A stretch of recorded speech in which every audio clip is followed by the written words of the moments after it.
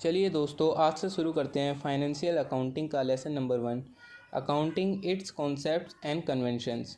तो बिना किसी देरी के शुरू करते हैं। सबसे पहले है इसका इंट्रोडक्शन।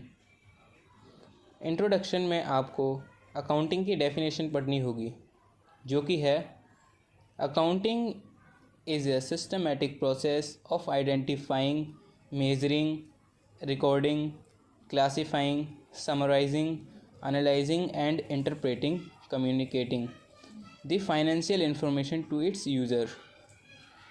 यानी कि एक बिज़नेस या फर्म में जितनी भी ट्रांजैक्शन होती है उसको रिकॉर्ड किया जाता है। सबसे पहले उसकी आइडेंटिफाई की जाती है, उसे आइडेंटिफाइंग करते हैं, फिर उसे मेज़र करते हैं, फिर इसकी रिकॉर्डिंग करते हैं यानी कि जर्नल बनाते हैं, फिर उसकी क्लासीफाइंग भी करते हैं जैसे लेज़र पोस्टिंग हो गया, फिर समराइजिंग भी करते हैं, फिर एनालाइजिंग उसे देखते हैं, फिर उसके बारे में बातचीत करते हैं यानी कम्युनिकेशन, और ये सारी इन्फॉर्मेशन यूज़र्स तक पहुंचाते हैं। और दूसरा टॉपिक है हमारा डबल एंट्री।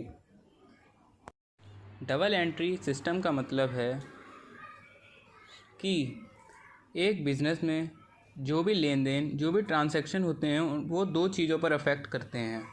पहला है डेबिट, दूसरा है क्रेडिट। यानी कि कोई भी लेन देन होंगे तो उसके दो ही एस्पेक्ट्स हो सकते हैं, दो ही अफेक्ट होंगे, डेबिट और क्रेडिट। डबल एंट्री सिस्टम के 3 अकाउंट होते हैं, यानी कि 3 रूल होते हैं। पहला होता है पर्सनल अकाउंट, दूसरा होता है रियल अकाउंट, तीसरा होता है नॉमिनल अकाउंट। जो पर्सनल अकाउंट होता है उसमें जितना रिसीवर को हमेशा डेबिट किया जाता है और जो गिवर होते हैं उन्हें क्रेडिट किया जाता है। और फिर आता है रियल अकाउंट। रियल अकाउंट में सारी एसेट्स आती हैं, मतलब अगर असेट्स आएगी तो डेबिट किया जाएगा, अगर असेट्स जाएगी तो क्रेडिट किया जाएगा। यानी कि व्हाट कम्स इन तो डेबिट, व्हाट कम्स आउट तो क्रेडिट। फिर तीसरा नेचर का आता है नॉमिनल नेचर का अकाउंट,